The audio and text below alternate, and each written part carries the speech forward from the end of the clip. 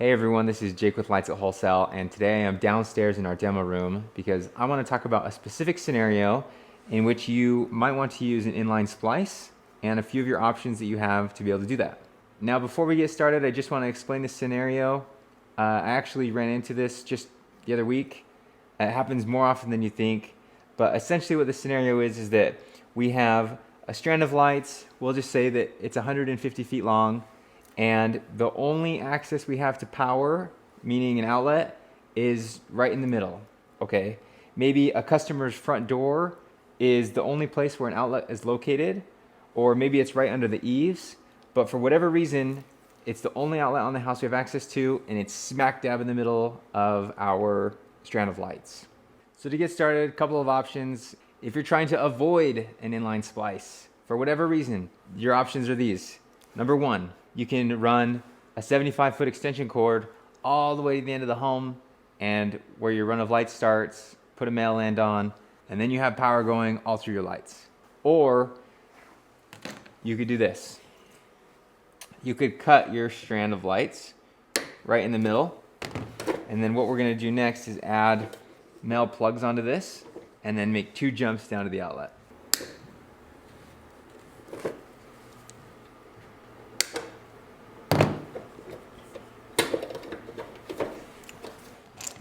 Okay, so once I've made my cuts, I can go ahead and line up my plugs properly. If you have any questions or want to know more about how to put male and female plugs on a strand of lights, I'm going to go ahead and drop a video down to a much more detailed video we made earlier, explaining the whole process and showing some examples. Okay, now you always want to do this when there's no power, of course, running through the lights. And you want to make sure your polarity is correct, especially if you have more than one plug on a strand of lights. Okay, now what I'll do, take an extension cord for each one of these. Now essentially what we do here, go ahead and add a male and female, male to female, and I'm going to run these down here to power.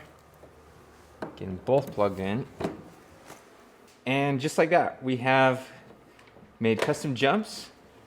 They could get tucked up nicely underneath the home so that they run under the eave and then down against the wall really smooth. You wouldn't want to leave these dangling. That doesn't look very nice, but that's how you could avoid making an inline splice. You are going to use twice as much product though, right? Twice as much lamp cord, twice as many plugs, and it's going to take twice as much time.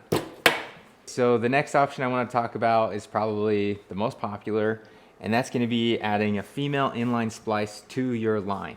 Now again, this is not a tutorial on necessarily how to do one of these, but you just pull out a little tab, okay, and you have this channel running through that allows you to splice right into the line. These are simple. All you're going to do is correctly orient your plug based on your manufacturer's instructions. With these Gilbert 1 plugs, you just put the ribbed side of the wire in line with the side of the plug that says ribbed. Again, we have a more descriptive video on how to do this up close. I'll link it down in the description and in the comments. These female inline splices are considered to be the standard. Now, one thing that you might already be noticing with this female inline splice here is that we have a problem. We need to get from this outlet up to this plug, and the only way to do that is going to be to make an extension cord or a jump.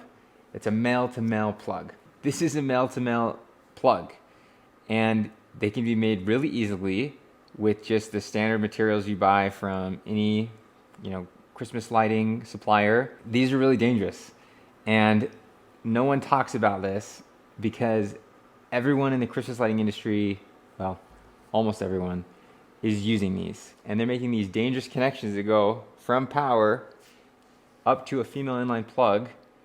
And the danger of that, obviously, right, is that once I plug this in, this plug has electricity flowing through it, and as soon as I touch it, I get electrocuted. Or as soon as it touches this aluminum on the side of the home here in this rain gutter, it can electrocute me there, or if it gets wet, cause a short. You don't ever want to make these male-to-male extension cords, like ever. That's the problem with using an inline female splice in this situation. Let me show you what's next. Okay, so the next splice I'm going to be showing is the most controversial. and it is the inline male splice. And the controversy comes from the same logic of using a male-to-male extension cord. You would never want to have a male, a male plug here and then have a male somewhere else, because as soon as you run power through it, the other male on the strand is going to be hot and you're going to get electrocuted. But if power is only going to flow one way through, right, and I put an end cap on the lights at this end of the home, and I put an end cap over here, or maybe even a female on this end, right, because I'm going to keep going, there's no risk of getting shocked, because as soon as it's disconnected from power, the only time the prongs are ever going to be seen is when the power is disconnected, and I'll show you that real fast. Now, one of the other reasons this is considered a controversial thing to do is because the male plugs do not come with a cutout tab on the side that's closed, where the females do for the most part. You have to ask yourself if you're comfortable modifying this UL certified product to do so. I've gone ahead and just cut a little window out of mine, no big deal. It took just 2 little snips, and I just pulled the little window out that I made. It's gonna be just fine. So since these are the Gilbert brand of plugs, I'm gonna go ahead and line up the rib side with the wording, right? Again, check with your manufacturer to know the orientation of the teeth on your brand of vampire plugs. And just like that, we have this inline male splice, right? I'm not connected to power, so there's no risk of being shocked there. Now what I can do is I can go ahead and plug this into power, and I'm not gonna get shocked because this is a female end. There's no exposed prongs, right? No teeth. And I'm gonna go ahead and plug it right in. And just like that, we have a splice using a male Gilbert plug. So again, just to reiterate, because I used an inline male splice, I will not be using any more male plugs on this section of lights. So that means at the ends of my strands, right, I'm gonna be putting just a cap on the end or female plugs, because it's not safe to have 2 male ends on the same strand of lights. And again, you just tuck this in real nice, keep it hidden. Okay, I'm gonna go over one more option that we have to make this type of a jump up to this line. Because remember, this scenario, we have a single story home, it's 150 feet around, and the only outlet access we have to is right in the middle by the customer's front door. I don't wanna be running an extension cord that's 75 feet long all the way to the end of the house, just so that I can plug into the end of my strand of lights. So the last option we're gonna discuss today is this Gilbert One plug. Mainleon makes a version of this one plug. I prefer the Gilbert one because it's actually marked positive and negative, so you can't screw up the wiring orientation. For a more in-depth tutorial on how to wire one plug correctly, I'm gonna go ahead and link the video we've already made in the description and in the comments, so you can watch that if you want to take a couple minutes. Essentially, all I'm gonna do is pull out the little knockout tab, right? Just gonna use my cutters. Came right out. Then I'm gonna snip the tab off of one of these, like I do when I make splices. I'm just gonna orient this correctly with the wording where I want it. Get my little lid on, my little cap, and then just use the back of my cutters as usual to slide it on. And if you look at what we have so far, you can see we've got this inline splice, but the difference is that instead of a traditional prongs or female, we're actually making a permanent connection right here that's going to run out and become our jump. So all I have here is a jump that I've made. I've custom cut it, and at one end I just have the wire, right, the exposed wire, and the other end is the male plug, because that's what's going to go into the outlet. So just like standard,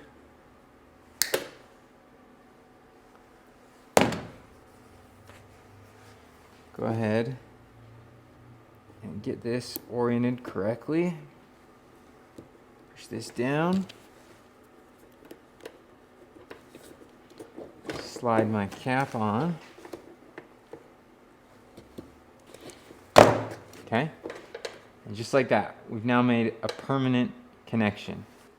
And all I have to do now is plug it into power. So that's how we use the Gilbert One plug in this scenario. It's my favorite option where we're just making this short jump. I don't mind having a permanent connection here. It's not gonna get in my way.